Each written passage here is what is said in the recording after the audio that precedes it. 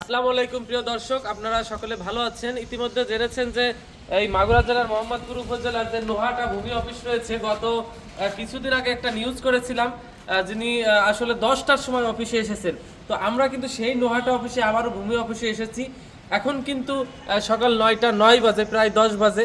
এখনো কিন্তু কোনো ভূমি কর্মকর্তা বা কোনো কর্মচারী কেউ উপস্থিত হয়নি এবং তালাবদ্ধ, এবং চারিপাশে আমরা দেখছি সামনে আসলে মানুষের বসে আছেন সেবা নিতে এসে। কিন্তু এই যে যে সরকারি রাষ্ট্রীয় ব্যবস্থাপনা আসলে দেখতে পাচ্ছি, যেখানে আমাদের বর্তমানে দেখতে পাচ্ছি যে ঠিকমতো আসলে অফিস করছে না। তো এই বিষয়ে আসলে প্রশাসন কতটুকু নজর দিচ্ছে এটা আমার বোধগম্য নয়। তবে গত যে নিউজটা করা হয়েছিল, আপনারা সকলে জানেন, বৈশাখী এবং এশিয়ান টেলিভিশন নিউজ করা হয়েছিল। তো নিউজের প্রেক্ষাপটে মোহাম্মদপুর উপজেলা নির্বাহী অফিসার তিনি তাদেরকে কারণ দর্শানো শোকজ করেছেন।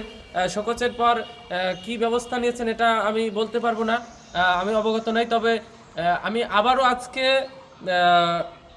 19 তারিখ 4 মাস 2026 সকাল 10টা বাজে, এখনও কিন্তু অফিসটা তালাবদ্ধ রয়েছে। এই ভূমি অফিস যেখানে ঘিরে রয়েছে এই অঞ্চলের অনেক বড় এরিয়া, এই নোহাটার, যেটা হচ্ছে বাণিজ্যিক এলাকা, অনেকেই চেনে, যেটা হচ্ছে এই যে মাগুরা নবগঙ্গা হয়ে নদীর পাশে কিন্তু সামনেই এই ভূমি অফিসটা অবস্থিত রয়েছে।